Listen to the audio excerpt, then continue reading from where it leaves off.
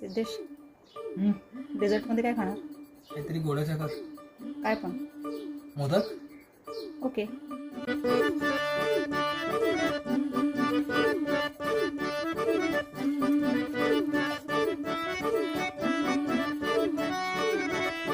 माझ्या कोकणचो बाभारी